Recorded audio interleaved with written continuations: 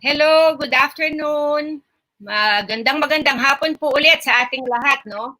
Isa na namang itong edisyon ng live stream ng PAHRA at ng iDEFEND. At ngayong araw na ito ay tungkol pa rin sa karapatang pantao ang ating pag-uusapan, pero mas malawak na po. At sana ay makinig tayo, matuto, no? Siguro marami sa atin first time na itong maririnig. At maya-maya po ay merong mag-i-Englishan kami ng konti sa ating programa dahil ang isa po sa ating distinguished na panelist ay galing pa sa United Nations. For this afternoon, we will be having our People's Assembly on COVID, SDG, and human rights. No? So what is the relations of SDG and human rights? And how does it relate to the pandemic? No? So ano na ngayon after COVID? May SDG pa ba at human rights? At ang sinasabi po nating SDG ay itong Sustainable Development Goals. No? Ngayon pong September 25, bukas, ikalimang taon na noong unang inadapt ng buong mundo ng United Nations ang Agenda 2030 or Sustainable Development Goals. No? At ito pong SDG na ito, sa unang pagkakataon ay komprehensibo. Kung maaalala nyo, from 2000 to 2015, meron tayong Millennium Development Goals. At ito po ang kasunod, pero mas malawak siya. Ang lawak nitong mga goals na ito o mga gusto nating mangyari ay tumatago sa usapin ng tao, ng kapayapaan, ng planeta, at saka isang letter P na hindi ko maalala ngayon. Pero ang ibig lang sabihin natin, komprehensibo na po ito. So mula doon sa pagiging individual self natin, kung ano-ano yung ating mga pangangailangan, tayo ba ay nagugutom? Tayo ba ay merong oportunidad na magkaroon ng eskwela? Ang ating bang mga karapatan bilang babae or lalaki ay naipapatupad? Meron ba tayong malinis na tubig? Meron ba tayong malinis na kapaligiran? No? Ang atin bang tirahan, ang atin bang mga community ay ligtas para sa atin? At may partnership bang nangyayari sa buong mundo? Kasama din po dito sa Sustainable Development Goals ay ang usapin ng hustisya at ng kapayapaan.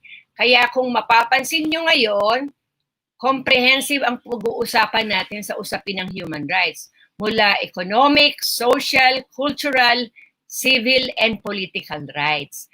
At natutuwa tayo kasi po ang kasama natin ngayon ay mga eksperto sa usapin ng human rights at sustainable development goals. No?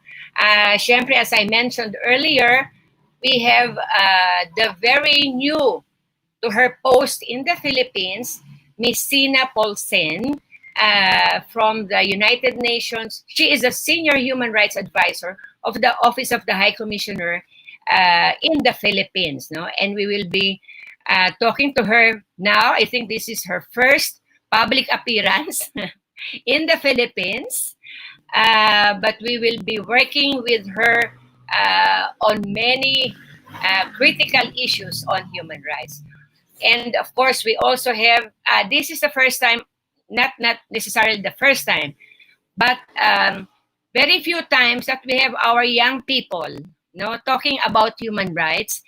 And we might be wondering, ano naman ang alam ng mga kabataan na yan tungkol sa development, sa sustainable development?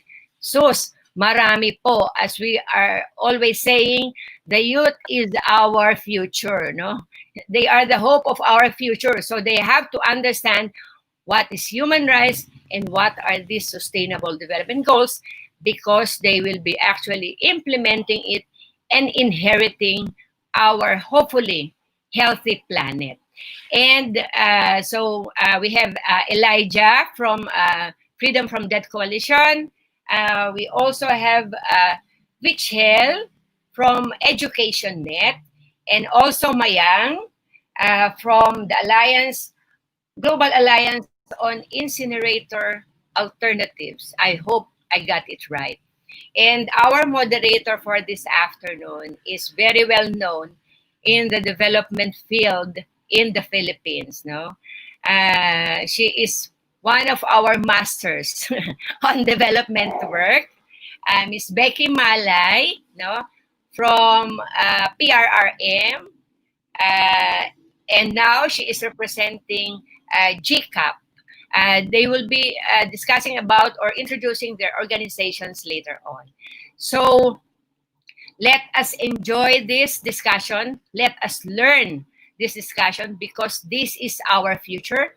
This is our today, and this is our future. So, Beckie, take it away, please. You are on mute. Thank you very much, Rose. Magandang hapon po sa ating lahat. Good afternoon and good evening. And if there are those in other countries watching, good morning. Welcome to the Philippines People's Assembly. This is happening to you live. This is happening now, being brought to you live through the courtesy of the Philippine Alliance of Human Rights Advocates. We thank you very much for hosting us. We're very happy to be here because we really want to be part of the global conversations on the SDGs. As Rose has mentioned, tomorrow is the 5th year anniversary of the adoption of the Sustainable Development Goals in the Agenda 2030. So 5 years have quickly passed, no? So what has been happening all over? I think it's good to let you know that in 2019, last September, while the UN General Assembly was going on, we held and organized the People's Assembly in New York. It was a parallel event attended by about 300 organizations, individuals representing about 1,000 organizations all over the world. And we had a charter of demands, and we had an analysis of what's going to happen to the SDGs because we know that the SDGs at that point could not be met. Already we are set back, no? So what more now with the pandemic? I think the pandemic has really turned us around, no? It really upended us, no? So we are having all these problems because the reality is that so many people are still living in poverty. Uh, we have been shocked because the global number of people living in extreme poverty is expected to increase by 40 to 60 million people according to World Bank estimates, no? So madadagdagan po ng 40 to 60 million people ang mga taong na nabubuhay sa 1.9 US dollars per day dahil dito sa pandemic na ito. So globally also, we're looking at about 1.6 billion informal workers losing 60% of their income. And of course, they don't have any social protection. People are experiencing hunger. Food insecurity is now threatening about 265 million people living in low and middle income countries. So this is the impact globally, no? And if we look at those who are carrying the burden, it's women who are carrying the burden of unpaid care work due to the heightened care needs for children who are out of school, and of course the elderly as well, and of course those who are the persons with disabilities. No, so these are the marginalized previous to COVID, but more so with COVID. So the vulnerability is very high with increased threats of domestic violence. In some areas, women and girls are experiencing about a 30% hike in the incidence of violence against their lives and their themselves. No, so. COVID-19 has really unraveled the pre-existing inequalities in income and the opportunities amongst all of us, and most especially amongst the poor and the marginalized. In the Philippines, the policy environment has not been very supportive in terms of the preventative measures for COVID. We have the IATF, the the interagency task force. They have the national action plan, but it seems they have not really gotten their act together because the curve is still up. It's not being flattened. Although there's good news in terms of the number of people actually recovering, no, from COVID. So in this discussion, what we want to look at is the importance of human rights in attaining the Sustainable Development Goals.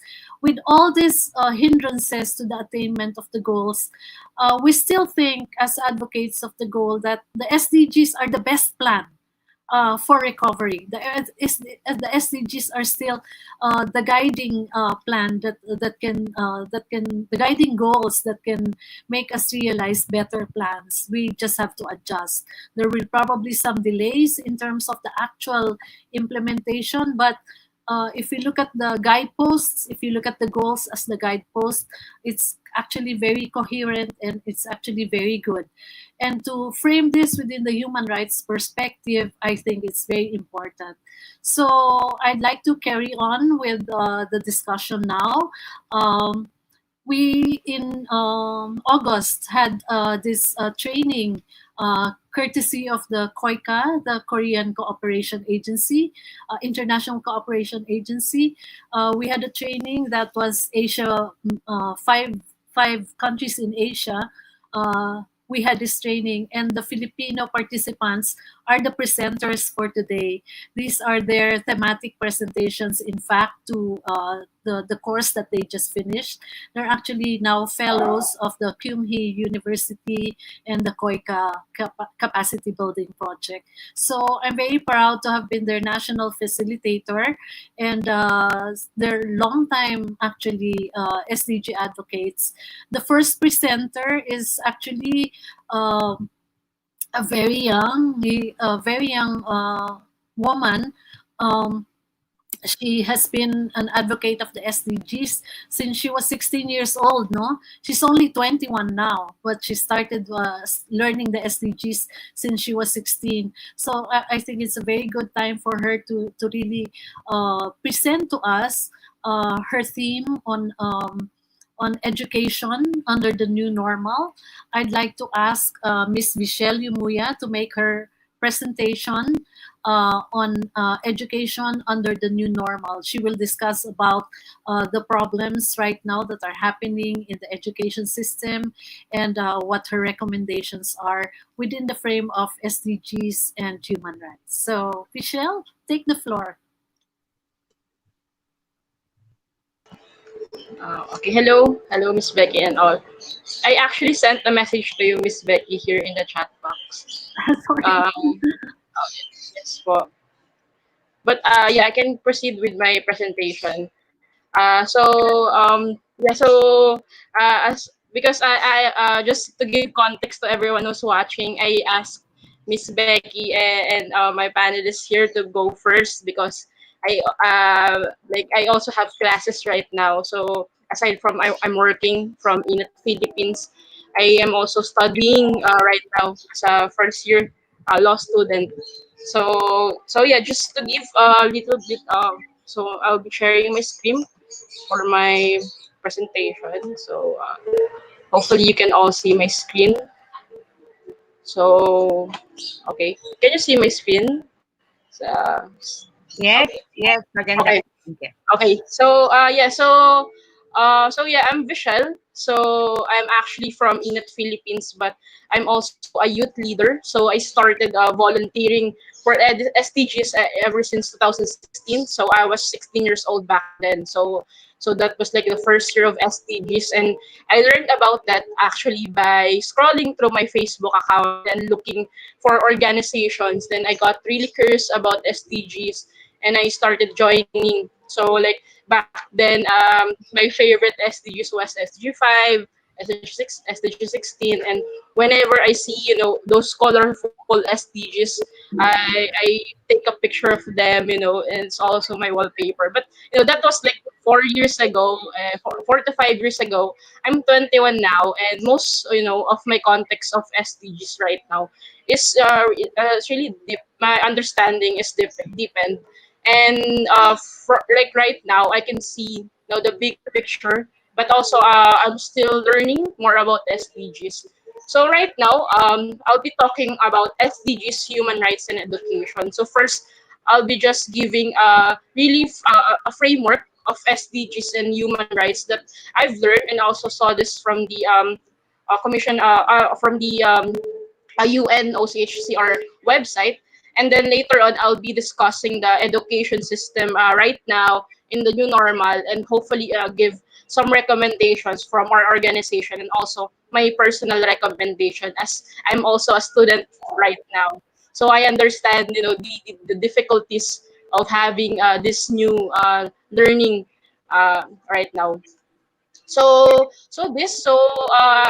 this framework, as what I said, I saw this from the United Nations website. So I think this Miss Beckie also said this a while ago, and also I think my panelists will also say this framework, because I want us to be reminded of how the human rights and SDGs are connected to each other. So this actually are four principles. So the human rights and the 2030 agenda being universal, transformative, inclusive, and comprehensive. So because with this framework, we are guided, of our path, and not only us, but also the government, because we are not telling them to make new framework or to make new things, but we are like demanding from them to reaffirm their commitment, which is this. So you, both being universal, because it is applicable to all countries or all status, race, religion, and gender, and it should be like holistic. So our approach is not just specified in one sector. And then human rights and SDG being transformative, because we are really in a paradigm shift. So we are towards the transforming of the people, planet, prosperity, peace, and partnership. So it really captures all the sectors and dimensions here in our world. And being inclusive, because yes, because both of this, we recognize and we respect equality and non-discrimination, because the government, this is their role to also ensure that this portion is being implemented. And then lastly, comprehensive, because both human rights and the 2030 agenda, it provides a range of social, economic, and environmental objectives, starting from SDG 1 to SDG 17. So it varies. It talks about education, gender, talks about climate action, and many more issues that we are facing right now. So starting from this perspective, we can see a picture. We can look at a bigger picture of SDGs and human right. However, this might be different from the realities that that are happening right now, or the realities that we are facing. That's why we are conducting this webinar also, and also we are doing people assembly to see that is this being implemented, or is this really happening. So this is like a challenge, and at the same time a motivation to us, and also most importantly to our government, to reaffirm their commitment and to really do what they promise in implementing SDGs. So with that being said, we must always look at sustainable development in a human rights lens, because we have to consider that, is it for all? Is it discriminatory? Is it just? Because people are empowered when they can claim their human rights, and when people are empowered, they are able to maximize many development opportunities. They can make their own decisions that will impact their own lives. And looking at development and a human rights lens, we are not just focusing on building infrastructure, or providing materials and so on, but we're looking on what are the needs of the people. Starting, for example, in our indigenous people, their concept of development might be different from the concept of development that are happening in urban communities. But this development must also be inclusive, and also be appropriate in what our needs as a society. So given we giving that in that lens, starting from that, we must look at sustainable development in a human rights lens. We believe that education is a human right. Therefore, there is no quality education without human rights, because in ensuring that in ensuring the human rights of the people, and respecting, fulfilling, and promoting the human rights of the people, we are also ensuring that they're getting the quality education that they deserve. So, given the pandemic that we're happening right now, as what mentioned earlier, the COVID-19, it's exacerbating the pre-existing education disparities by reducing the opportunities for many of the most vulnerable children and adults. And because this COVID-19, the effects of it are still unveiling. We're still seeing many impacts, economic, social impacts of COVID-19. But the point here is that it makes those people who are vulnerable more vulnerable. So the effects of COVID-19 really is worsened, and also it really gives, it further pushes into poverty those who are already poor. It's worsened, and also sorry, you can hear, it further. Hello. Okay, I think. Hello. Hello. Go Okay, ahead. sorry. Okay, okay. I think I just heard, myself. Okay, so with that, like what's happening, like because of the pandemic, so there are about 28 million learners who have been affected, and then given the 28 million learners who are affected, we have 3.8 million Filipinos who are already out of school even before the pandemic, and then 12.8 million Filipinos aged 31 to 59 have not completed their basic education. So this happened before the pandemic, and only 2.4 million out of 5 million indigenous children were enrolled in kindergarten to grade 11, and 3.3 million children with disabilities were excluded due to the inaccessible schools and disability insensitive learning environment.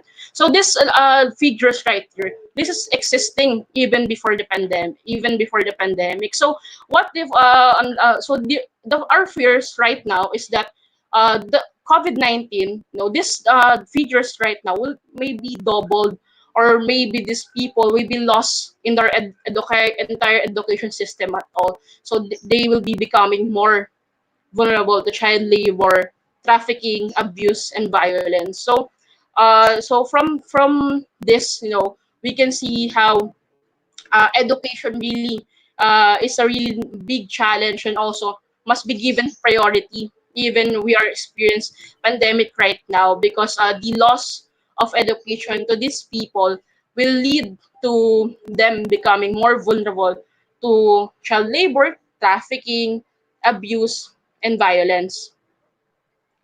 So, with that being said, going back to SDGs, SDGs, particularly SDG 4, education is a vital for a truly sustainable recovery, more inclusive economies, and stronger, more resilient societies. Because the underlying principle of SDG is to leave no one behind. So this should be a hallmark for national recovery effort. And to realize this concept, we need a foundation, and that foundation is education. So, if education will be considered a less priority right now, this vicious cycle of inequality or inequity, and its consequence will continue. So, if we don't make those people that I mentioned earlier a priority right now, they will be pushing, or they will be more vulnerable, and excluded in our society. That's why we believe that we can say that one is really not left behind if we focus our recovery effort in the framework of SDGs. So we must consider that children, young people, or even adults are facing multiple barriers, and these barriers must be removed so that they can still continue to live their lives. So I hope you can get the point, of of using SDGs and SDG 4 in promoting and to be our recovery effort due to the COVID-19. So, with that being said, our recommendations are, of course, number one, continuous education, employment, and training.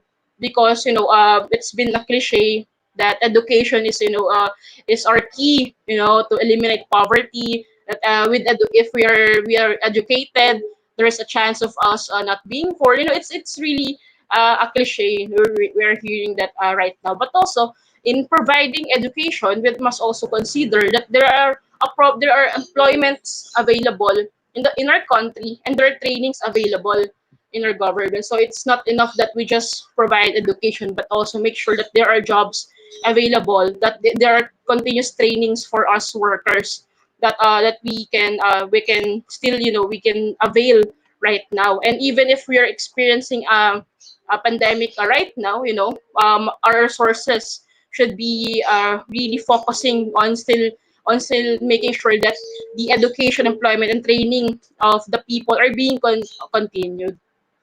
And our next recommendation is that the efforts at the local level need to be strengthened and supported. So we have different local governments right now that are doing various initiatives, and efforts, in minimizing the impacts of COVID-19 in their localities. And in terms of education, there are LGUs who are providing supports, tablets, who are providing learning materials to our students. But education is really is still highly supported and funded by our national government. So that's why our local government, they need more support, and they need more resources so that they can really engage and really help the localities. And then next, providing learning opportunities will help us to provide innovations to a strategic education future perspective. So not only that the learning opportunities is given to the people to for them to learn, but also it can provide us different innovations, and it can lead us to a more strategic education perspective. So right now, the Department of Education, because of the pandemic, they are implementing a new learning continuity plan. So they said that it is not just an emergency plan, but it is also an investment in the future of education. So we can see that how these reforms, they can still impact and give uh, various various suggestions in our future. And then this fourth one, the most important, the budget for SDGs and SDG 4 must be protected and ensured. So connecting that to different social services that are given by the government. So specifically, the budget for education must be protected and ensured, because what happened because of the pandemic, there are various budget cuts. The budget for the alternative learning system, the budget for the persons with disabilities, special education, and so on. They are cut and lessened because those budgets were were placed to, or appropriated to have to for the COVID-19 response. So we must reiterate in the government that those budget must be protected, because if you're taking the budget from the marginalized excluded sector, so what will happen to them? So the this giving of fund is important for our government, and also for various schools and institutions to mobilize, and also help those people are in need. So those budget must be protected. So that's what we're doing right now in the deliberation of the 2021 budget. We are making sure that the education budget is increased, and also it will not be lessened, because government are already putting money in places that we don't even know if it's worth it. So why not just put those money in our education? And then last one, so our recommendation is that it's important for us to also share our SDG knowledge to younger generation and engage them. So I think this is a manifestation for me and many young leaders out there, that the importance of making these people, or making our younger generation um, informed about SDGs, and also make them to engage with us, because young people, they are not just beneficiaries of this goal, but we are also partner of this goal, because this pandemic, requires us to consult to each other, because we cannot solve this on our own. The government cannot solve this on their own. So that's why they also need us. They must also give us a chance to participate in policy making. Also, get consultation from young people, especially those who are marginalized, excluded, and vulnerable. So basically, that's just a short discussion on SDG, human rights, and education that our organizations are promoting right now. But just a quick, just let me add this, just a quick like 1 minute discussion of relating this to 4.7, or the human rights education, because a component also of SDG 4 is the SDG 4.7, or the education for sustainable development and global citizenship. So human rights education is included in 4.7. And right now, I got this from the Danish Institute for Human Rights. So human rights education, it has different aspect, but the main point is that this human rights education is also for us, to have the knowledge, attitude, and skills in a right-based learning environment. And this human rights, the Philippines also, is ratified, the UDHR and the Phil, and we are following various UN treaties. So they are also accountable, to promote human rights education to us and to the young people out there, and to the rest, of our population. So, however, we the question is human rights education realized right now in our country? So the answer is really that we don't know. We don't know right now, because we don't have any mechanism, to ensure, or to also, or to monitor, even monitor, if human rights education is being implemented. In addition to that, the political pressure, or the political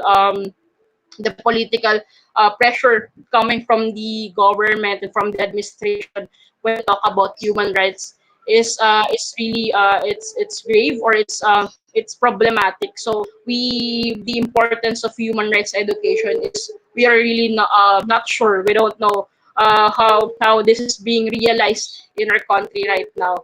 But this is our commitment, our country's commitment, and this must also be not left behind in promoting SDG 4. So just reiterating, also for the government to promote human rights education for all. So with that being said, um, so I'm Vichelle from Philippines. So that's my presentation for SDGs and human rights. This is just like a picture of us. So are we near or far in achieving SDGs? So that's it. Thank you for the opportunity, and thank you to all. Thank you, Vichelle. Maraming salamat sa presentation mo. What I'm going to do is to restart the conversation and put it back again on human rights, no? Because we're supposed to have a human rights situationer from Rose, but I had to give Michelle her time. I had to prioritize Michelle's time because she's supposed to hold her class, no? She's going to her class. Mga kaibigan, babalikan po natin si Rose Trajano kasi gusto po nating malaman ano ba talaga ang human rights situation ngayon sa Pilipinas. Just to contextualize the whole discussion today, no? Yung presentation po kanina ni Vichelle raised a lot of questions in terms of human rights education, the reality that our education system is being hampered now, especially by the COVID pandemic. Kasi talaga namang napakahirap nung klase ng education na kailangang i-implement ngayon ng DepEd. No? It's a challenge really to them to be able to reach those who are furthest behind. But at the same time, how do they go about it? And those are the issues, no? So can you please write them down, yung mga issues nyo at yung mga tanong nyo with regard to education, and we will have a discussion later on to clarify your points and get some reactions from the panelists, and together we can have a better discussion on the second part of our program, no?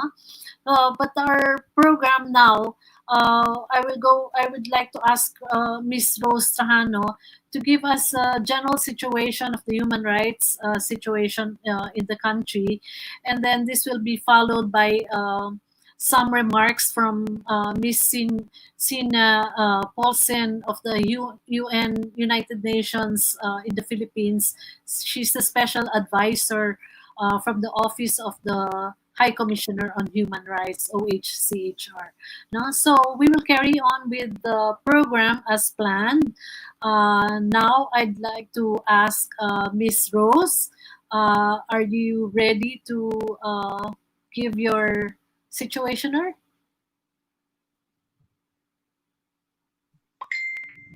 Yes, I am ready, Becky. Yes.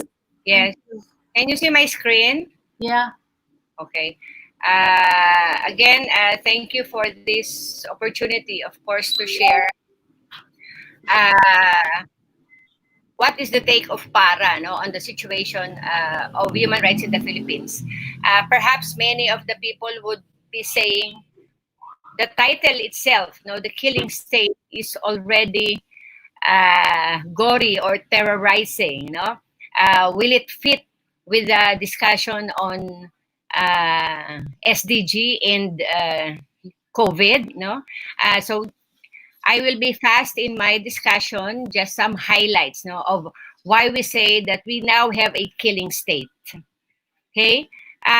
This is a presentation made by Philippine Human Rights Information Center, which is the information and research arm of PAHRA. No, we are saying that we are now a killing state because of kill policies. No, that has been happening since 2016. We will also be discussing some ESCR concerns, which is really very important also in the discussion of SDGs, the chilling effect, no, of this violence in the Philippines, and some glimmers of hope and forms of resistance. Very early on, we think that the president and the administration actually intentionally distorted human rights concepts and principles, no, and attacked the human rights community and the human rights principles. He even told us, nor informed us, that human rights advocates and communities we are using it. We are using human rights to shield, to use us as a shield, but it is actually helping to destroy the country, which is not true. No, the president is a lawyer, and he knows all about human rights principles, and he knows that this is not the correct interpretation, but this is his strategy to silence us. No? He accused human rights advocates, no, to be on the side of criminals, murderers, and rapists when we were asking about the continuous killing that's happening since 2016. No? And he said he does not give a damn about human rights. No? And now I can introduce some of the issues on killings. From the Human Rights Commissioner's report, no, released last June 2020, there were 8,663 killed. This is only from the report, no, that they have gathered and verified. Unfortunately, the Office of the High Commissioner said that really difficult to get the real picture of the killings in the Philippines. So some CSOs estimate that there may be 3 times the number of killings. From the report of CLRD, or Children's Legal Rights and Development Center, and OMCT, there were 122 children killed, under the war on drugs, from June 2016 to January 2020. And total arrest goes to more than 200,000. And the congestion rate of our detention centers are 500% currently. On accountability, unfortunately, from these many killings, only one conviction came about, and it is the case of Kian de los Santos, because they cannot really hide it. It was seen in CCTV, and they really have to convict. But as far as the more than 5,000 admitted killings by the police, only one conviction, and we hope that there will be more, because this has been the commitment of the Secretary of Justice during his intervention in the Human Rights Council 44th session. So there are multi-dimensional impacts of these killings, especially to family members and relatives. Most of those who were killed came from the very poor sector of our society, and the killings of their parents, their fathers, exposed them more, and really violated civil and political rights, and contributed to the poor economic, social rights of these people. And this is now one of the major areas, critical areas that's happening in the Philippines, the assault on human rights defenders. And us who are very critical on what's happening are called many things, and there are and threats, and the intent and the vilification and red tagging is actually intensifying. We've heard of the very recent killing of Randall Echanes and Sara Alvarez. These are leaders of farmers group and informal settlers group. They are human rights defenders. We also heard of an IP leader in Magpet, Cotabato, hacked to death. And also many other indigenous people who are usually land conflict HRDs or environmental human rights defenders. In fact, the Global Witness 2019 report showed that the Philippines is one of the highest killed environmental rights defenders. 43 for 2019, an increase from 30 in 2018. PAHRA also has been victimized by this vilification. We are called terrorist and virus. PAHRA and one of its member organization, Medical Action Group, which is an organization of human rights professionals. Also, a member in Cagayan de Oro, Balaod, Mindanao, and its executive director, Mr. Ritzley Santos, was also tagged as a communist sympathizer and terrorist because they organized a mobilization against the anti-terror bill in June. So there are also many anti-human rights agenda, like the reimposition of the death penalty, which the Congress has already started discussing. There is also the lowering of minimum age of criminal responsibility for children from 15 years old to 12 years old. And now we have this Anti-Terrorism Act of 2020, which is far cruel or repressive than the Human Rights Security Act of 2007. And then there is also a planned charter change. The Constitution would be changed, and there will be 100% foreign ownership of public utilities, which we know would impact more on our dire economic situation. So the core principle of governance is violence. We've seen it, no? During the war on drugs, war on terrorism, and then war on COVID. We will see it later. So Philippines is the second least peaceful country by the Global Peace Index and most dangerous country, as I mentioned earlier, by Global Witness for human rights, for environmental human rights defenders. So, do we have a comfortable life? No.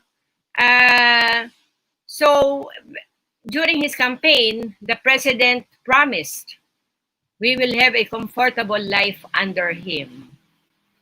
And did we have that? Are we having that? Huh? So there is now a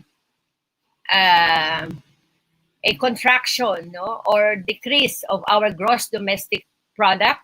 Of course, this is expected because of COVID, no. But while the Philippines was really priding itself for good economic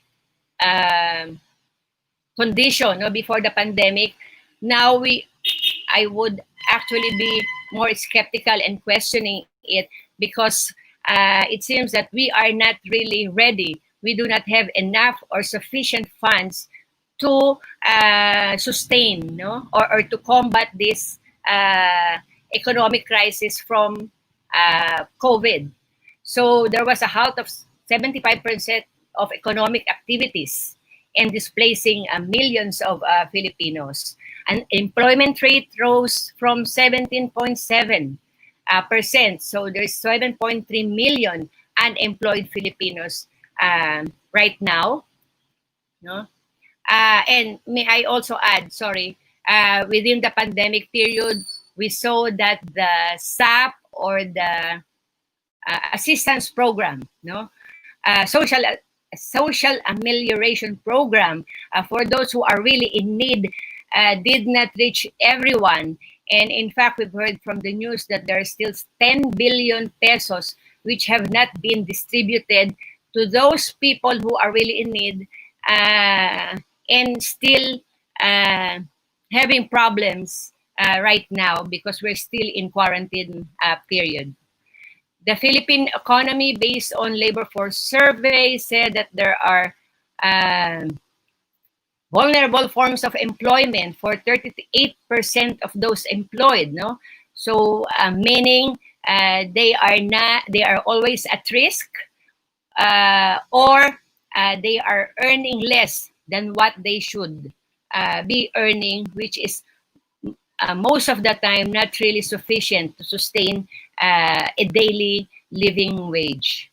So according to the Department of Foreign Affairs, more than 124,000 OFWs have returned to the Philippines. And I think I heard the president himself said that this is actually 300,000 OFWs who have lost their jobs abroad.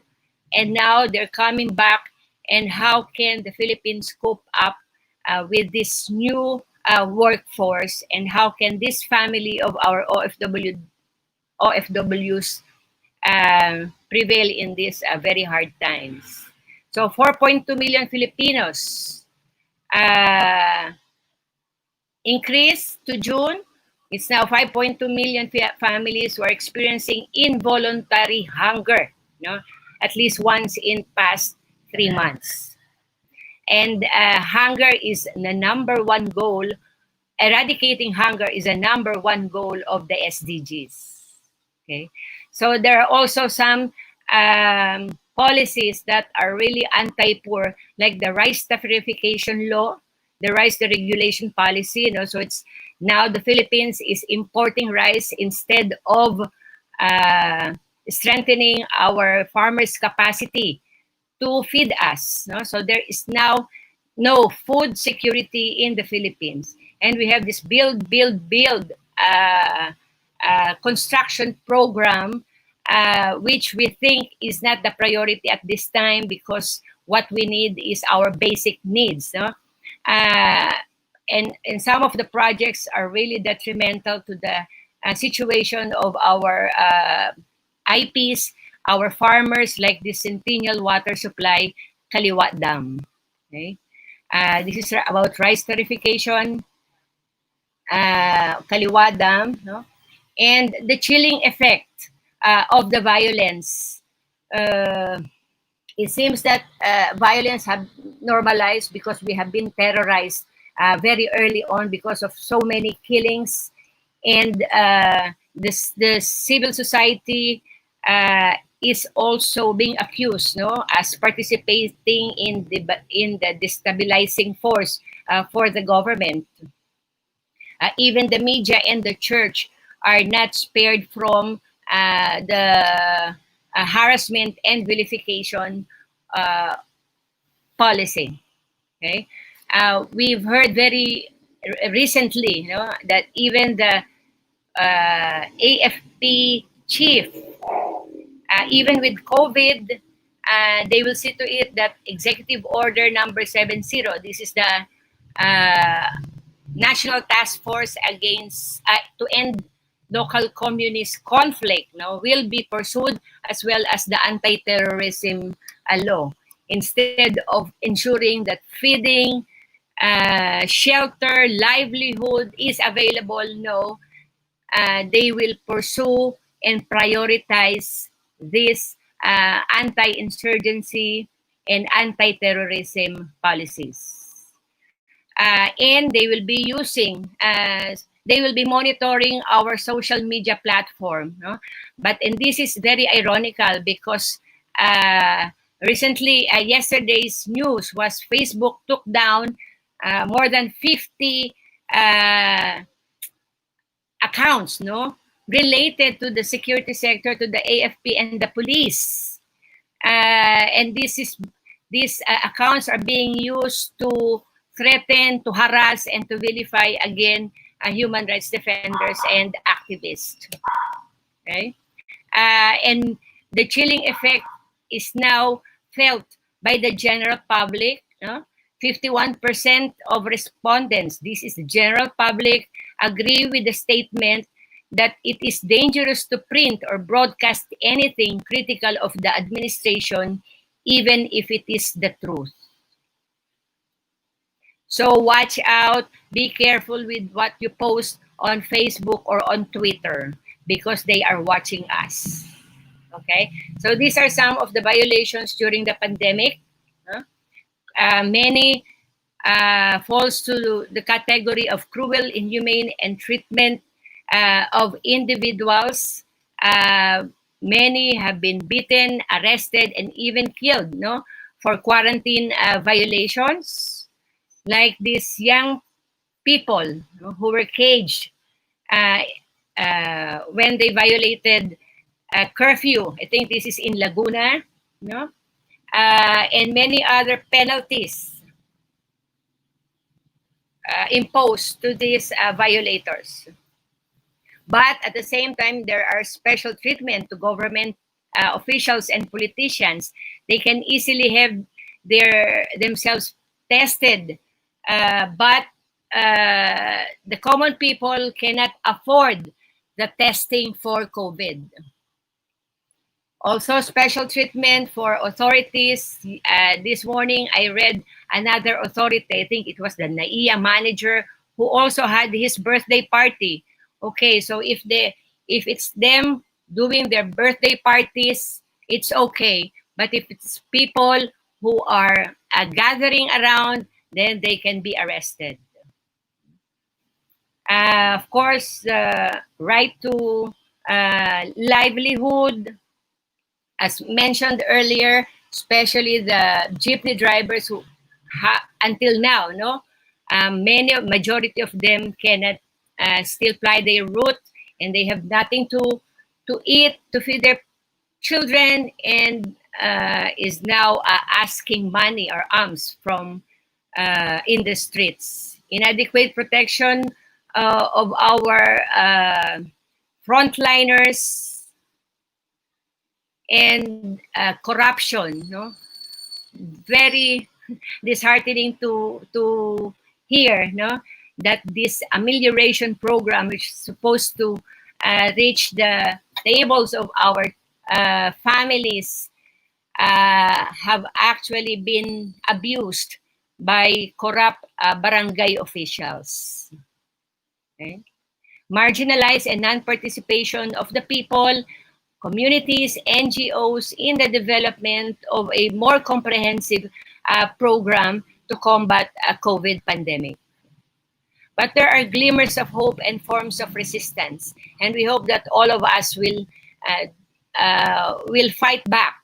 No?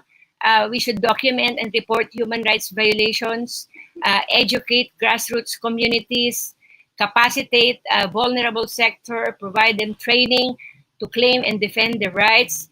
We should fight back against fake news and propaganda, and if possible, boycott businesses and products owned by Duterte supporters. This is one of what he was saying, that he is clamping down or destroying the oligarchs. We think it is not true. He's only creating new oligarchs in the Philippines. We have to defend our democratic space. If there are DDS, the die-hard Duterte supporters, we should also be die-hard in defending our democratic space and focus on laws and policies that repress us. And most importantly, in 2022, we should elect new leaders that knows and would embrace and would implement a rights-based approach to governance. Thank you.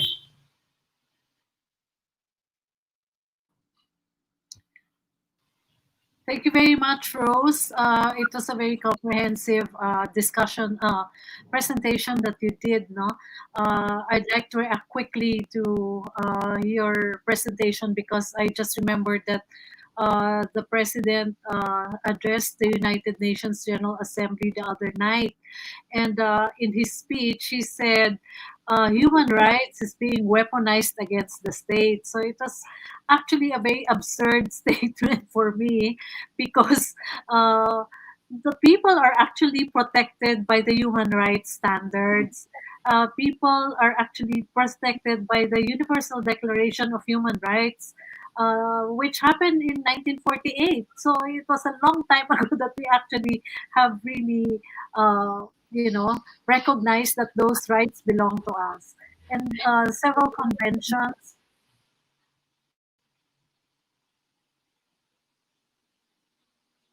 Beckie? Okay. Beckie, are you Recognized? Yeah. Yeah, no, Yeah, I was just saying that, it is not being weaponized. It is the people's protection against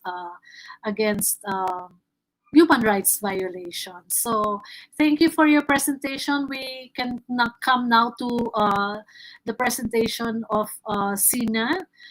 May I ask Signe to please speak about sustainable development goals from the point of view of the United Nations and human rights as a framework or as a perspective for the attainment of Agenda 2030, and what is the UN actually doing right now in the Philippines to encourage this. Thank you, Signe. Please go ahead. Yes, thank you so much. And first of all, thank you for inviting me to this forum. And I'm particularly pleased, of course, that we have a lot of young people listening, because it's of course true that you're the future, but you are also the present. And I think, as a constituency or as a group, young people don't always have the weight of the voice in the heavy political forums and including at the UN that really you need to be having. So keeping that in mind, and I also want to say that it's a very hard challenge to follow Rose and Vichelle, because you've already given a very good sort of insight into both the Sustainable Development Goals and education during COVID, but of course also to the situation that's the current situation here in the Philippines. But what I wanted to talk about a bit is this issue of human rights and COVID and sustainable development goals and how they are all in this year of 2020, 5 years into the sustainable development goals, coming together in what's almost could be described as a perfect storm. The truth is that even before COVID, we were not on track to fulfilling all the development goals. We were already leaving people behind. We were leaving some countries behind. Inequality was increasing as it had been for a while. So in that sense, what COVID has done is not shifted those patterns, but perhaps made them more obvious and perhaps made their impact deeper as those who are most vulnerable fall further down the food chain, if you want to put it like that, and you have people who are just going on as normal. The Secretary General of the United Nations described COVID as the greatest test we've faced since the formation of the United Nations, and that's a pretty serious statement to be making. So we also have these ideas that COVID affects all of us and we're all in this together. And that's of course true, that the virus affects all of us.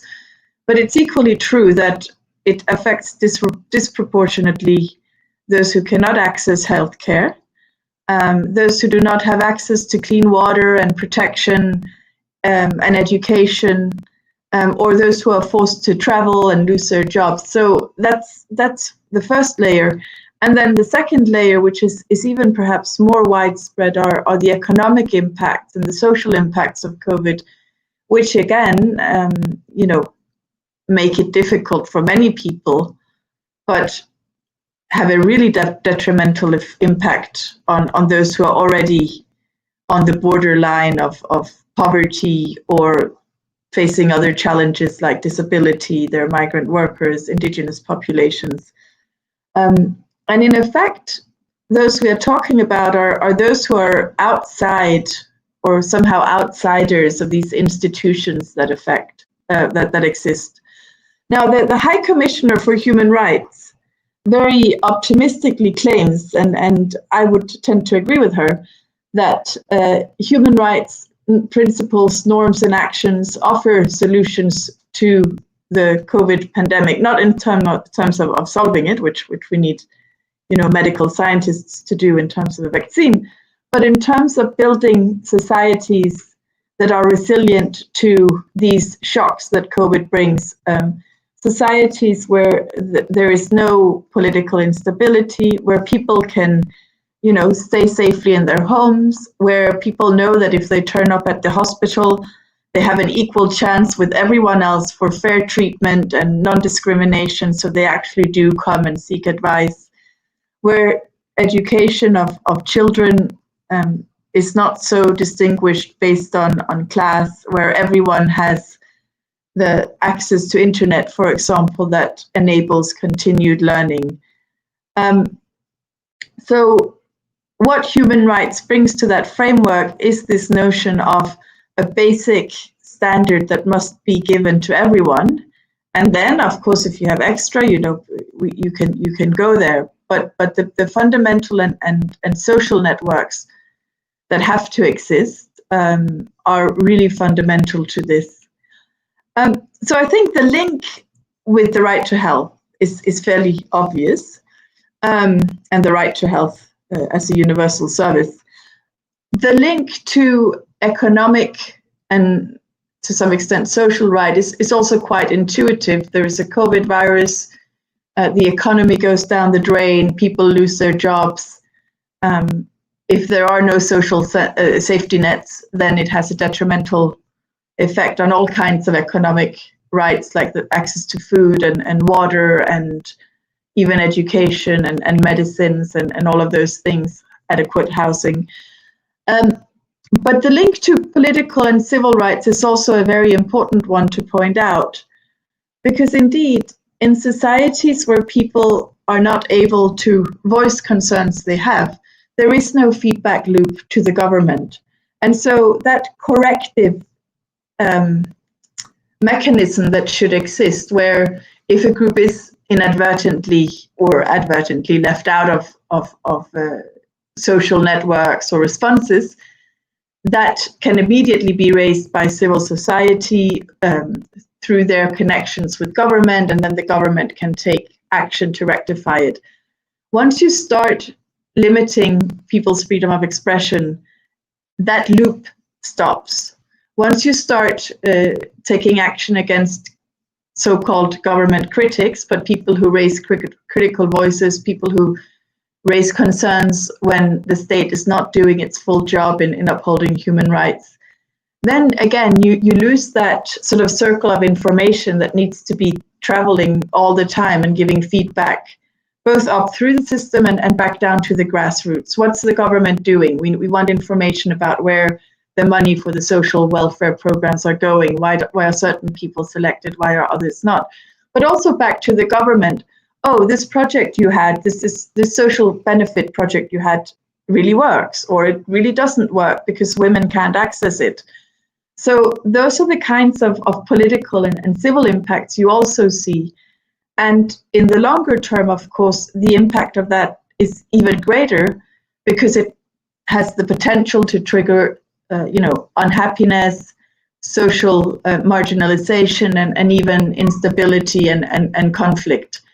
So we are right now very much at a critical point where we need to, with all our might, hold on to these norms and values and principles that the human rights system brings. We in the United Nations are doing many things when it comes to COVID, and this is not to say that we always that our projects are always consulted in the way they should be, or we always reach the most vulnerable, because I think one needs a bit of humility when one talks about what these programs do.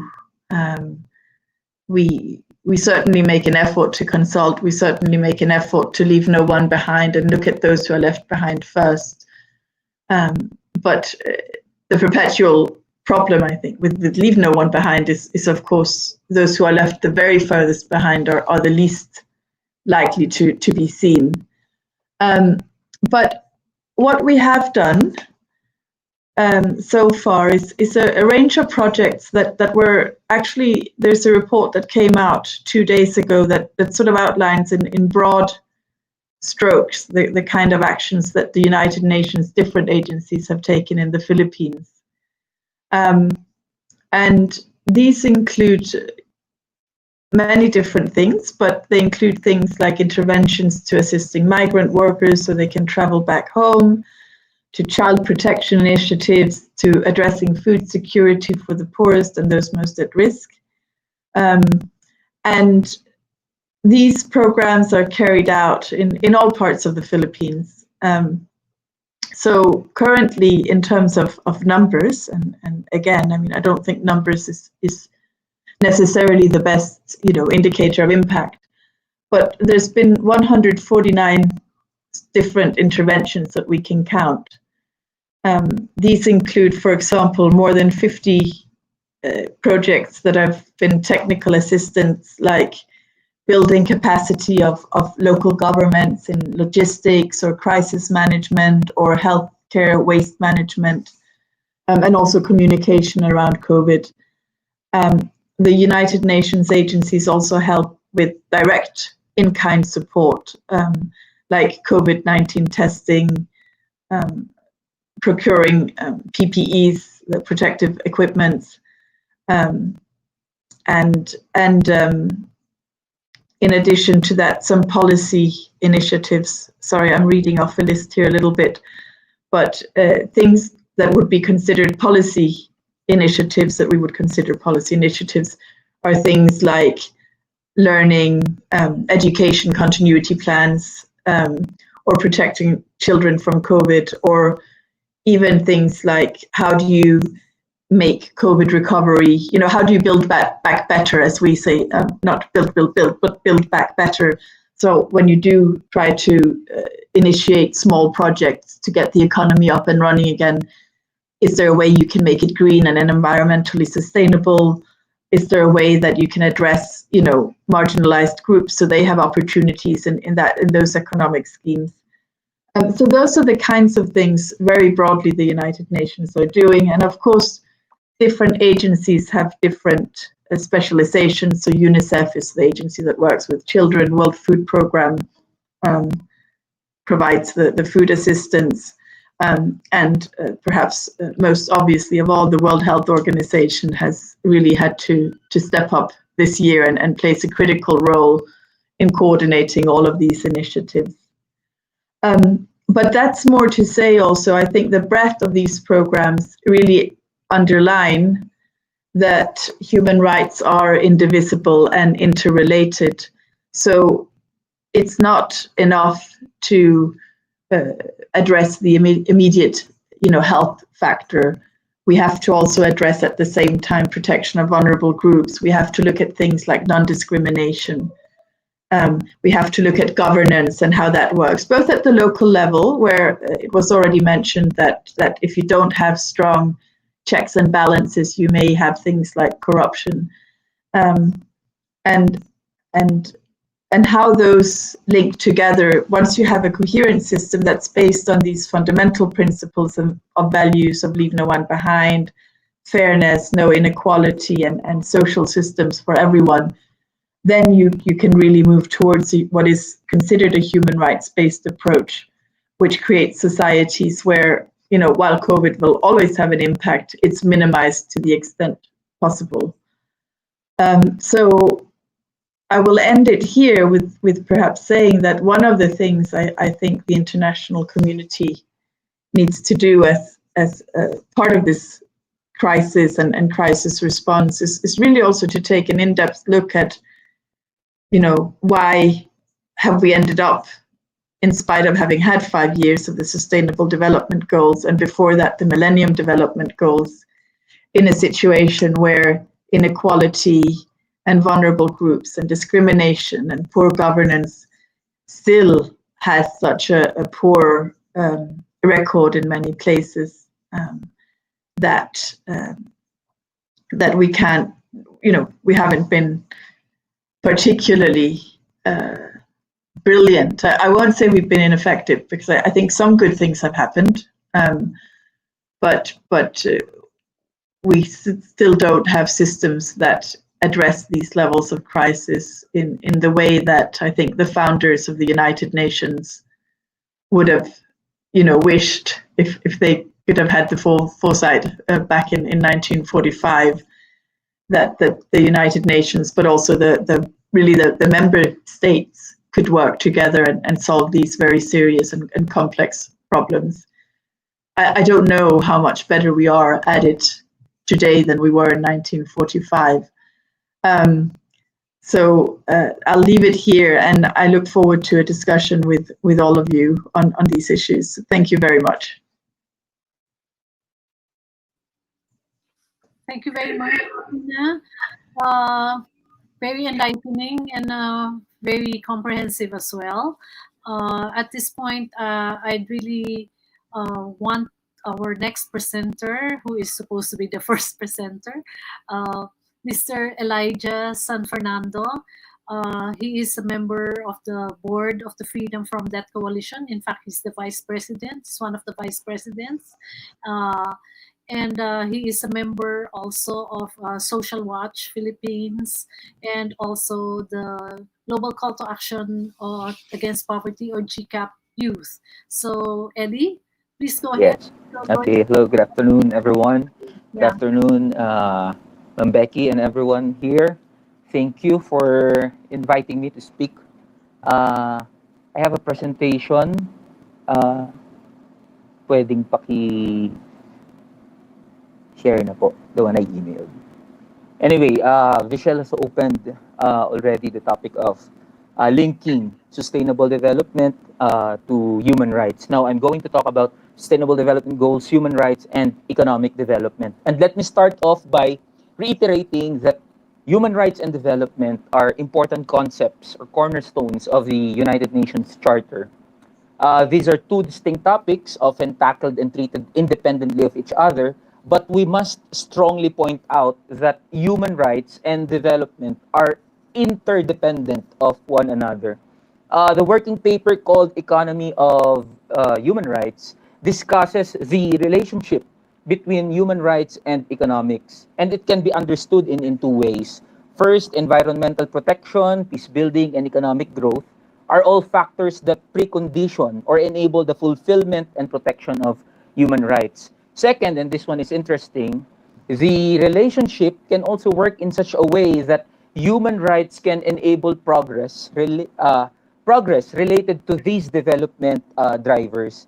In the second approach, human rights are seen as a means of development, implying that human rights can be used as an instrument to achieve environmental, social, or economic goals. So the global uprisings, financial crisis that we have encountered in the past, and the recent COVID-19 pandemic highlights and reinforces the interdependence of human rights and development. And it is true that in the absence of accountability, of inclusivity, and participation, economic growth and development is unsustainable. And where there is an absence of accountability and participation, inequality, corruption, and unrest can be seen. Now, I started with this point because Philippine legislators and technocrats are just as guilty as other states in considering and taking human rights and development independently of each other. Next slide, please. So, the separation of human rights from the topic of development results into interlinking issues such as on debt and development. True, debt is one of the strategies to finance sustainable development. But in the Philippines, policymakers are accustomed to the economic thinking that growth and development cannot be achieved without contracting new loans or without relying on the outside assistance of aid givers, quote unquote aid givers, and without putting the whole economy fully under the dictates or the agenda of trade liberalization, deregulation, and privatization.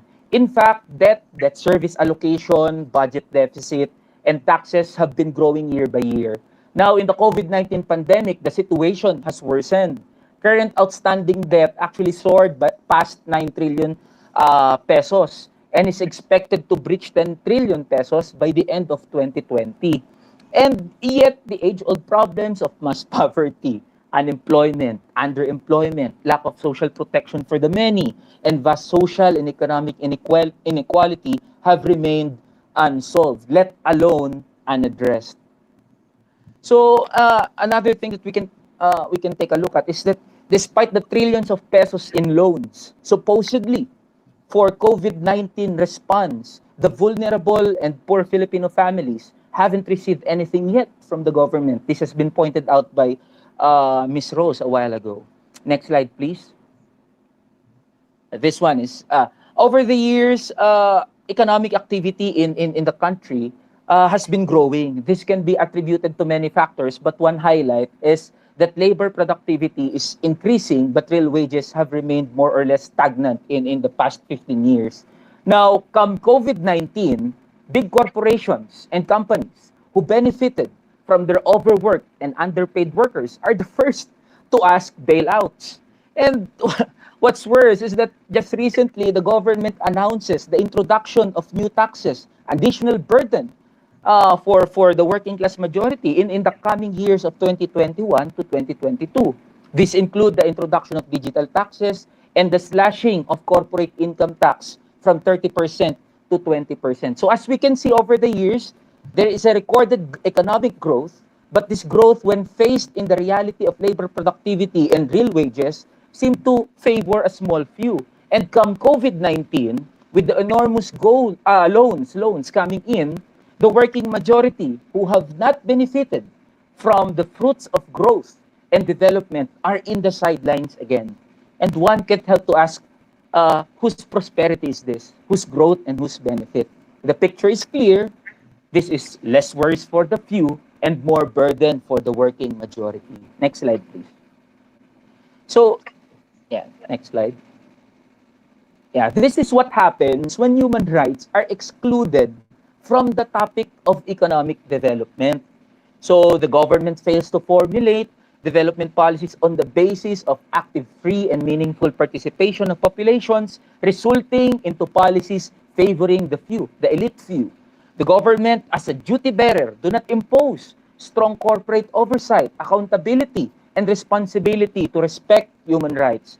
And the government ignores inclusion of human rights principles of transparency, accountability, participation, and discrimination, and human rights policy coherence within the scope of trade, investment, economic, regulatory, and development spheres. In fact, this is one of the lessons that we should have learned in the recent 2007 and 2008 food crisis, when there was a speculation in food commodities triggered by an influx of investments fleeing the house crisis.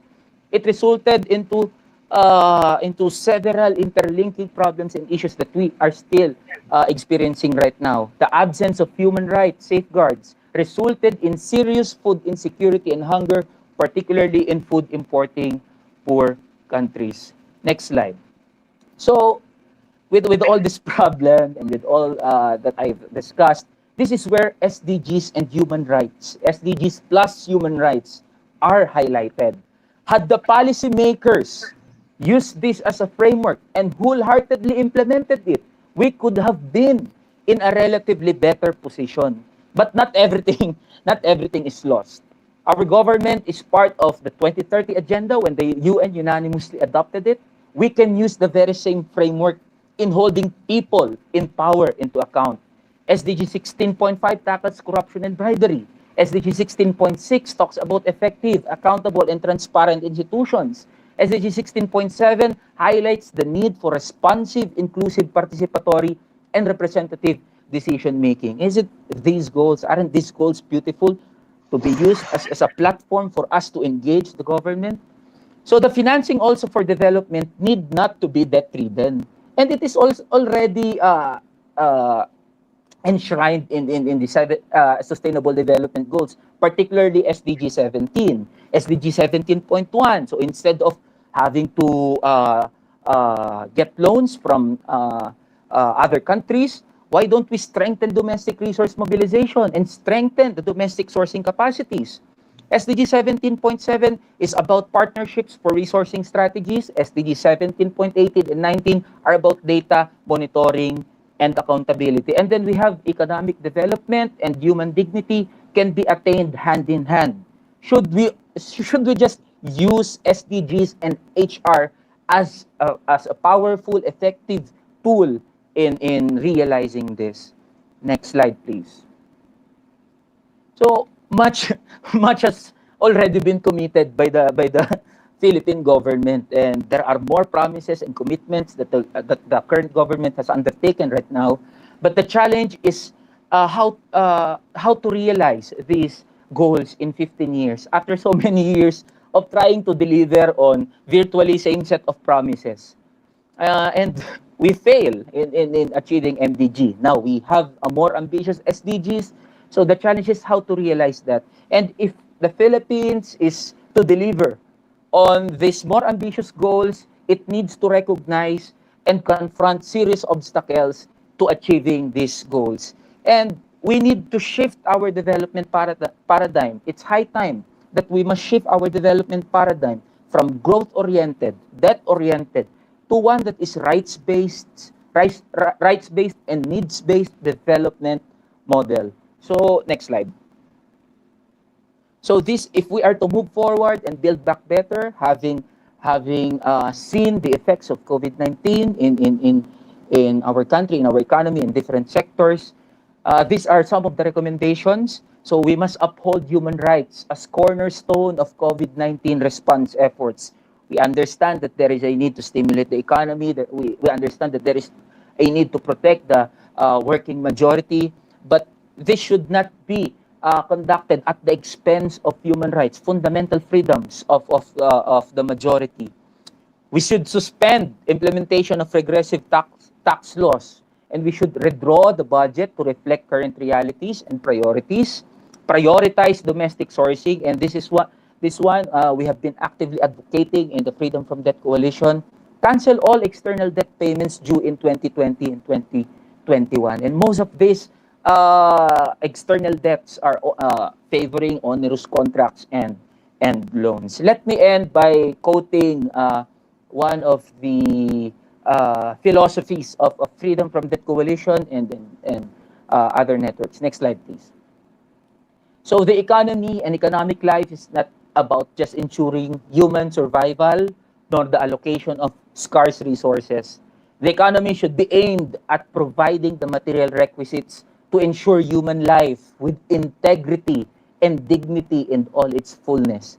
Physical, mental, intellectual, emotional, psychological, social, and cultural. And I think we should use SDGs and human rights as a platform and as a tool so that we can take people in power into account. So that's it. Thank you, everyone, and good afternoon. Maraming salamat sa iyo. Maraming salamat sa iyo, Ellie. Ang klaro-klaro ng presentation. He had a very clear presentation in terms of the links between SDGs and human rights, and actually pointed out which indicators, which targets of the SDGs actually relate to human rights in his presentation. SDG 17 is actually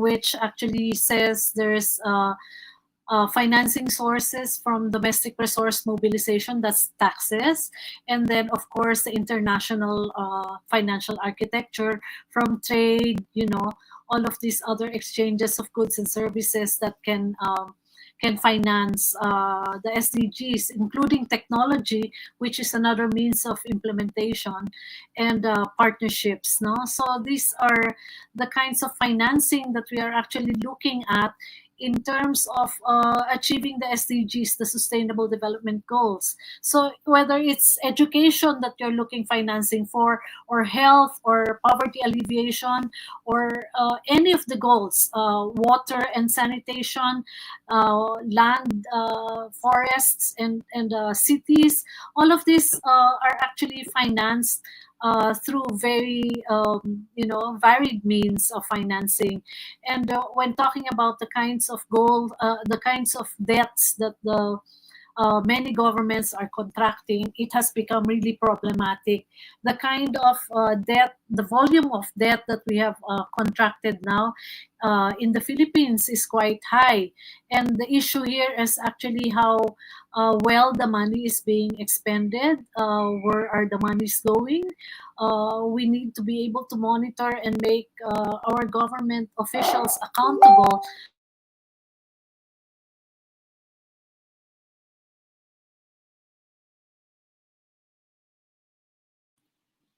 Hello, Beckie? Yes? No, it's Yeah. okay. If there are loans, then okay. yeah. So these are the economic issues that Ellie has pointed out. So can we go ahead to the next presenter? Our next presenter is Mayang. She's Miriam Guerrero Azurin. She now works with Gaia, yung sa alliance na against incinerators, and she's going to talk about the environment under COVID. What are the issues under COVID on the environment? Mayang? Mayang?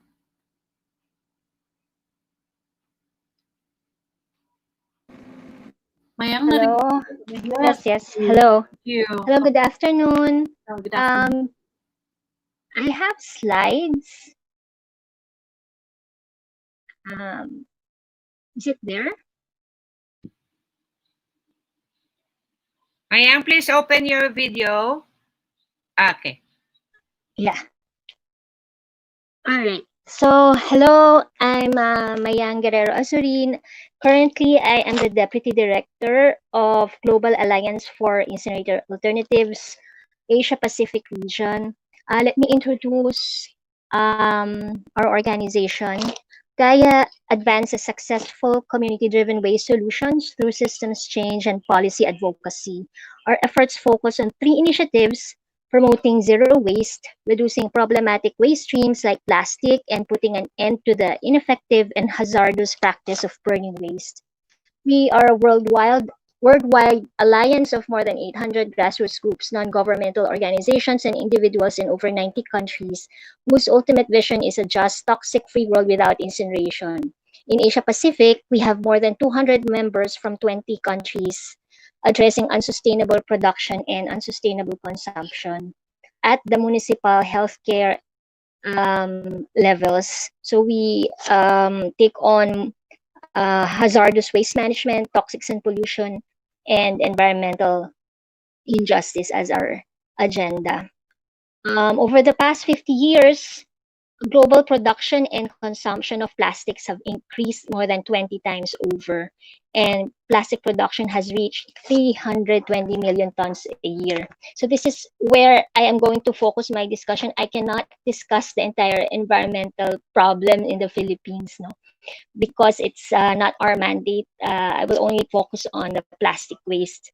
It was so grave that in 2011, the Human Rights Council affirmed that hazardous substances and waste may constitute a serious threat to the full enjoyment of human rights, and expanded the mandate to include in the whole life cycle of hazardous products from manufacturing to final disposal. Today, we have SDG 12 on sustainable production and consumption, and a host of international environmental conventions that protect our rights from the adverse impacts of plastic waste. Next slide, please. Yes, I like photos very much, so I will avoid the text. Plastic is a persistent material. Once in the environment, it does not go away. It will take centuries to degrade. To have an idea, one single water bottle, or in this picture, face masks, can remain on the planet for around 450 years. What's more, plastic often contains toxic chemicals, and exposure to plastics can impact human health in different ways throughout the entire life cycle. For instance, by entering our food chain as microparticles that can concentrate toxic chemicals such as persistent organic pollutants. I'm sorry, this is becoming, I'm introducing scientific terms, but it's, in simple terms, it's very poisonous to the environment and human health.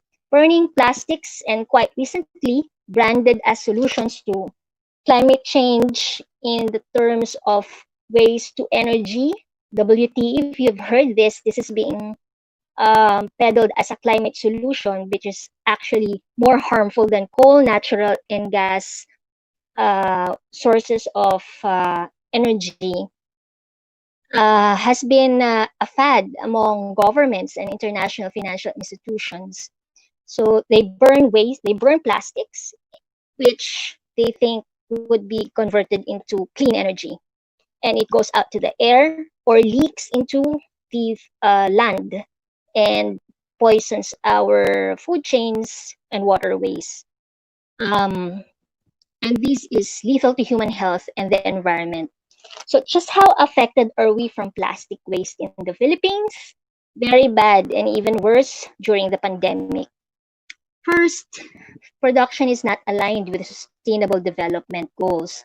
Industry-wide changes have to be discussed now if we want to prevent another disaster. So we always think that there's only one disaster happening, and we cannot ignore that the pandemic is a disaster, but we always forget that there's a climate disaster happening and has already taken a toll in our lives globally, not only in the Philippines. So single-use plastics, which are found in our everyday lives like shampoos, detergent, powders, instant coffee, plastic bags, among others. These packets give some of the poorest people in Asia as they say, access to everyday household essentials. For the multinationals that manufacture them, it's not our access, but the drive for profit is the bottom line. Making these goods accessible to us is only a means to an end. But for all of us who are now thinking of just staying healthy and having a safe life in the future, now and in the future, ending single-use plastics is an urgent need should we prevent another disaster from happening. We have successfully made some efforts in reducing single-use plastics, but we now see a step back in major wins because of misunderstanding on hygiene requirements during the pandemic. We need to revisit this again. Here's why. Sachets are sold in most developing countries, but the number consumed in the Philippines is staggering. This is pre-COVID. 163 million pieces a day, which is almost 60 billion sachets a year, or enough to cover 130,000 soccer fields.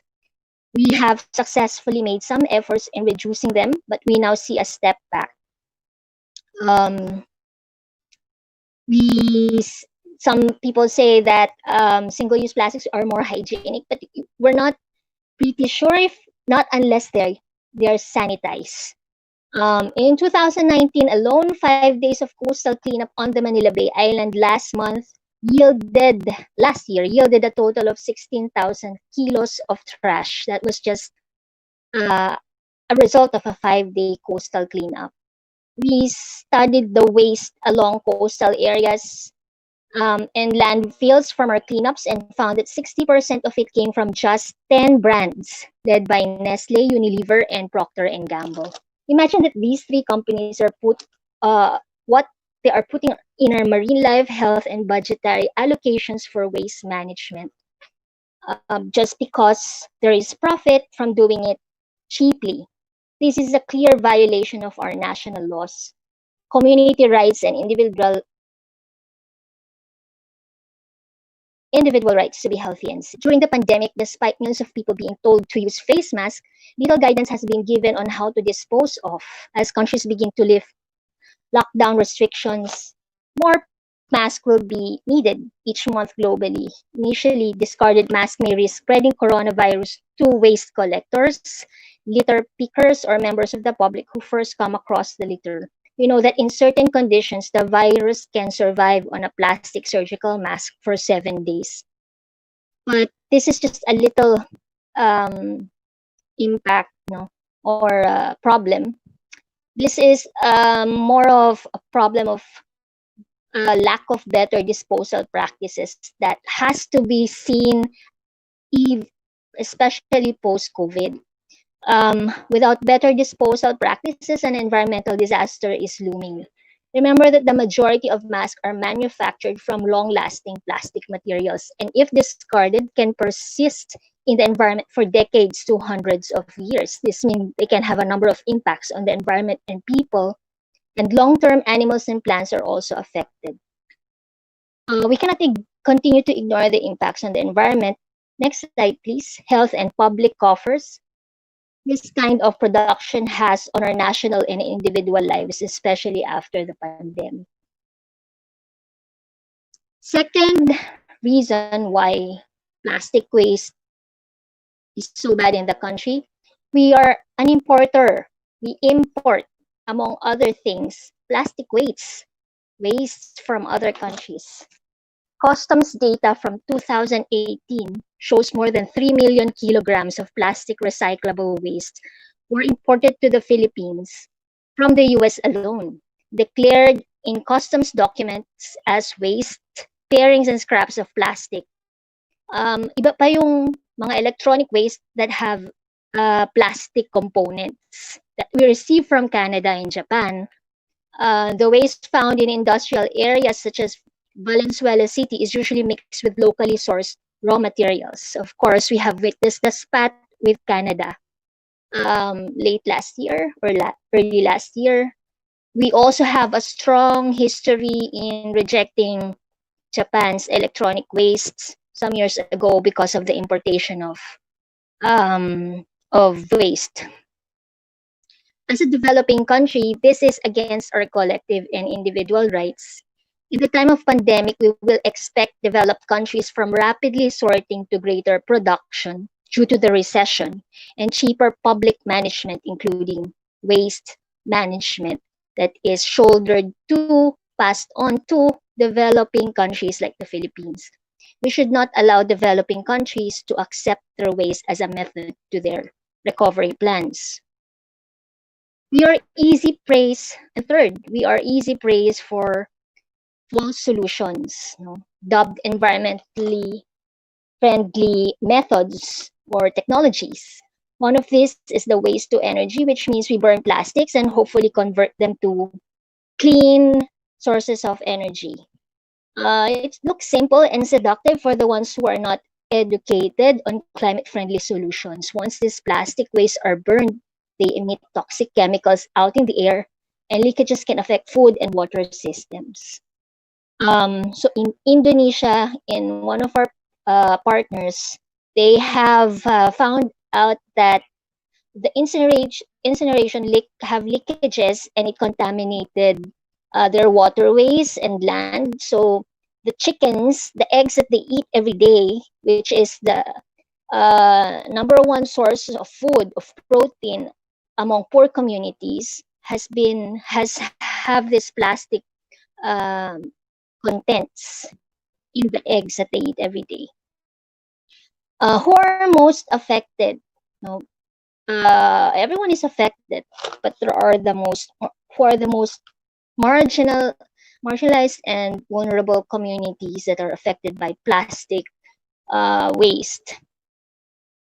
First are those who are directly into it, including the waste workers and poor communities around in the Philippines who are they are taking the heaviest toll. Waste and recycling pickup work is physically demanding and usually exposes workers to occupational hazards, even more so during this pandemic. Collecting and emptying beans in the bean trucks exposes waste workers to diseases. Next slide, please. Next slide. Right. So this is what they call the waste trawlers. So they are different from the ones that are formally employed by the municipal government or by private companies. In the stratification of waste workers, they are even the ones who are at the bottom, the most vulnerable. They are not salary based and depend on the quality of the scraps for income. They are noticing an unusually large amount of plastics, yet they during the time of coronavirus, yet they cannot sell this because the recycling companies or junk shops have closed down. And their routes have also been limited due to the restrictions during the pandemic.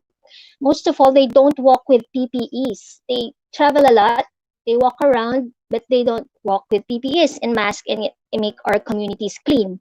While these companies continue, while the multinational companies continue to produce plastics at scale. Unlike health workers, but like them too, who serve as frontliners, they don't have social protection. Um, Second, are the communities receiving this waste that lie along coastal areas or near recycling factories.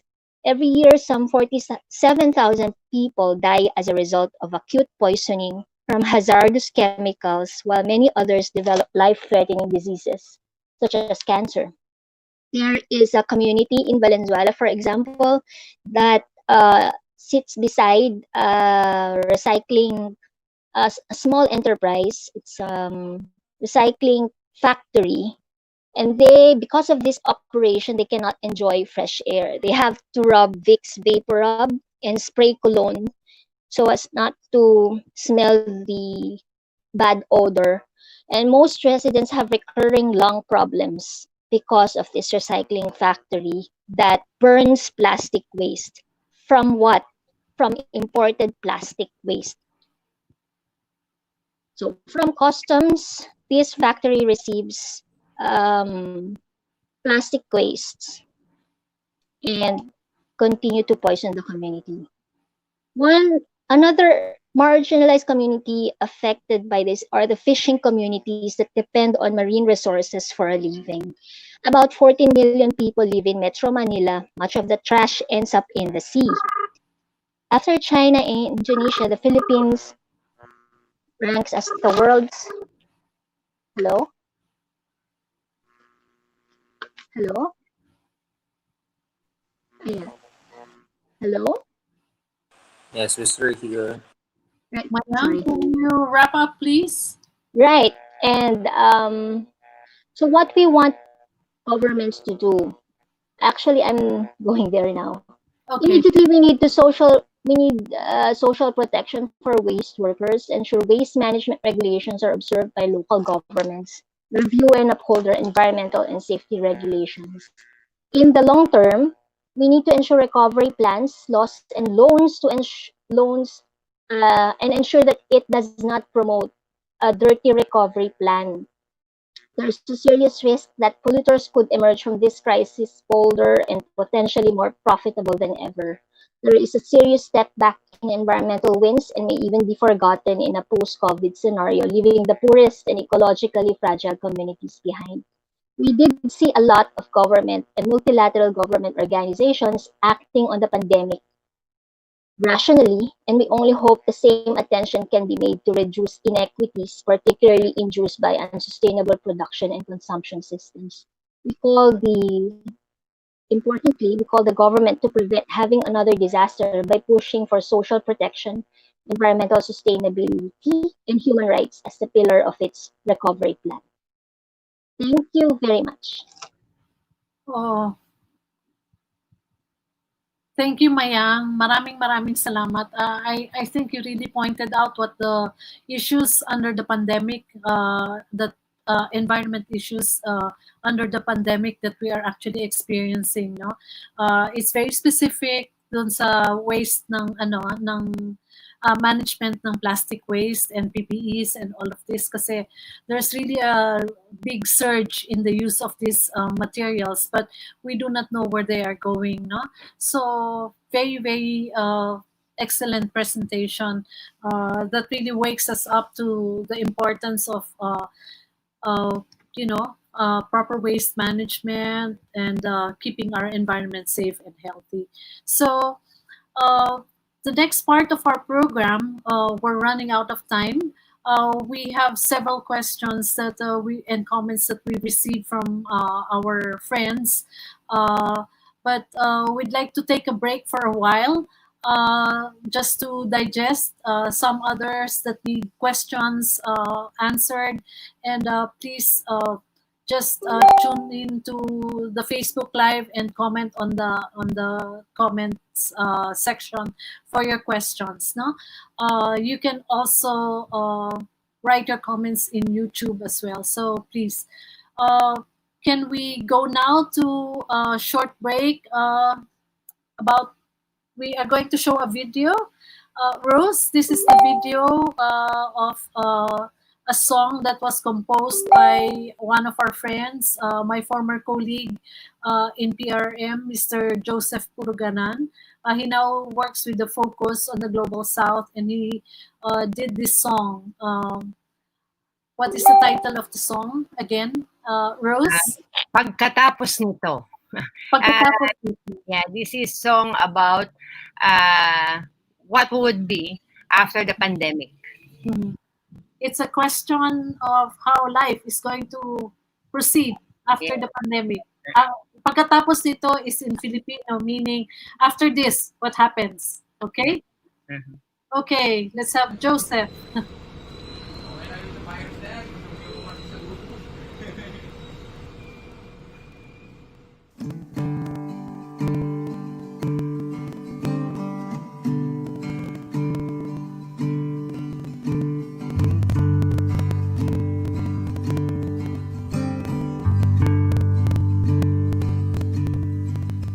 Pagkatapos nito, babalik lang ba tayo sa normal? Sa mabilis na takbo ng buhay, araw-araw ay sugal. Silang panalo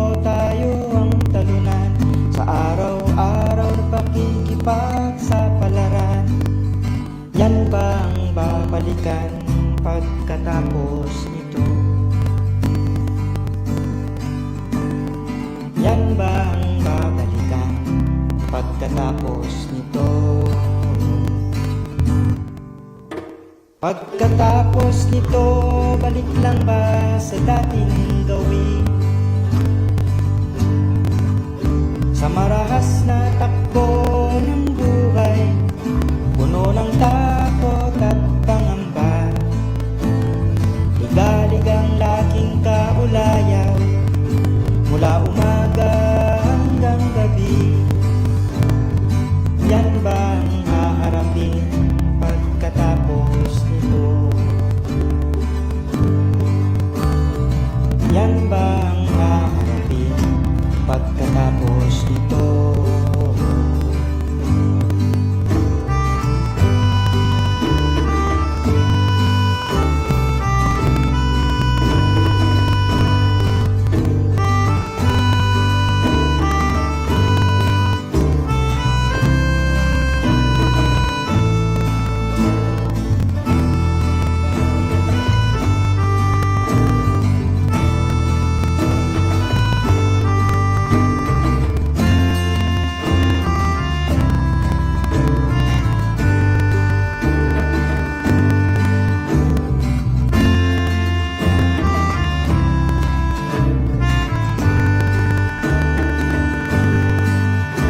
Pagkatapos nito, may bago tayong lakas. Sama-sama nating tahakin ang ating landas. Iwawasto ang liko-likong daan, isisigaw ang ating panawagan. Mas maayos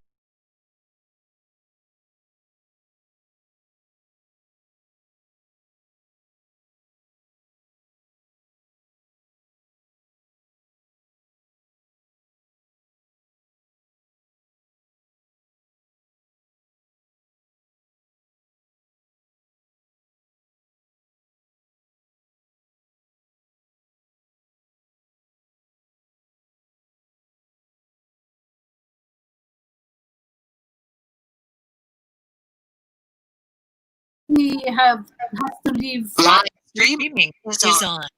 Okay, we are back. I am sorry there was a technical glitch that happened earlier.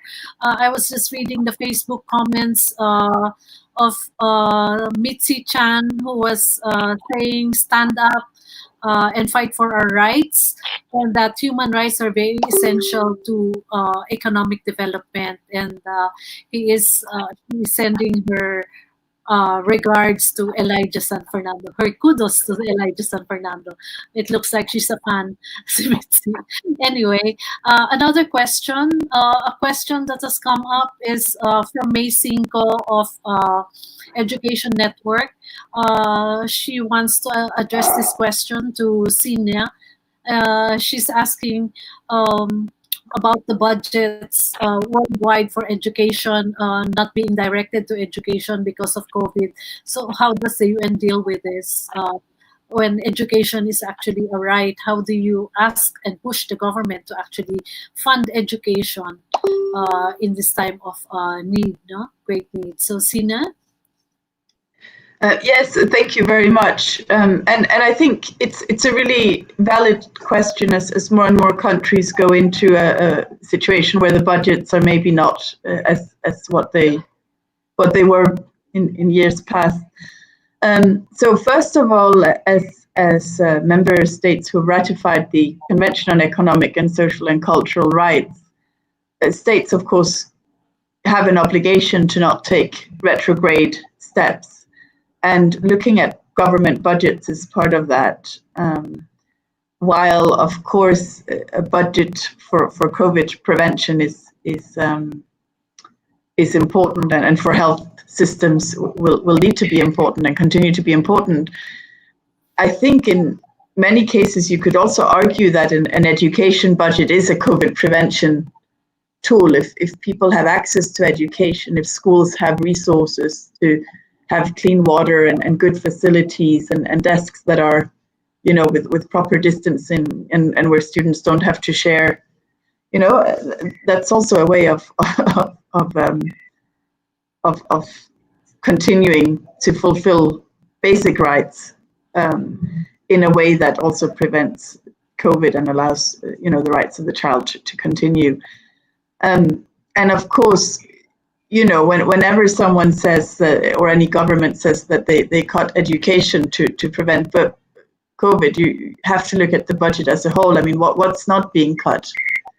If you're cutting education, but you're not cutting, I don't know, military spending or other areas, then it's the COVID excuse doesn't quite hold probably. The other thing is one thing is national budget and what's allocated there, but of course what's important is also what happens at the local level in many cases. So how is the money actually spent as it is distributed?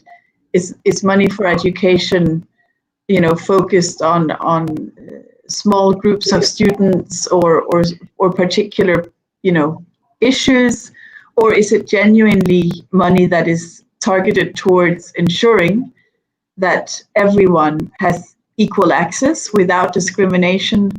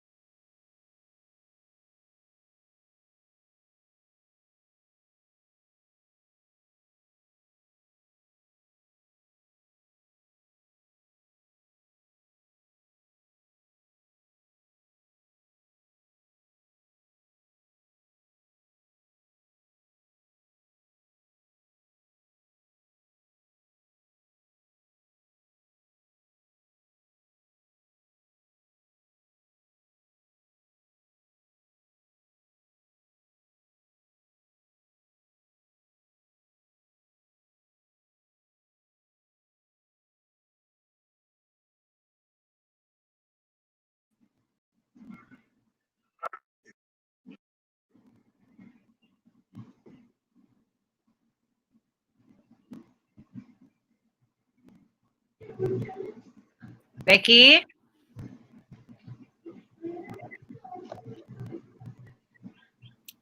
You are on mute, Bex.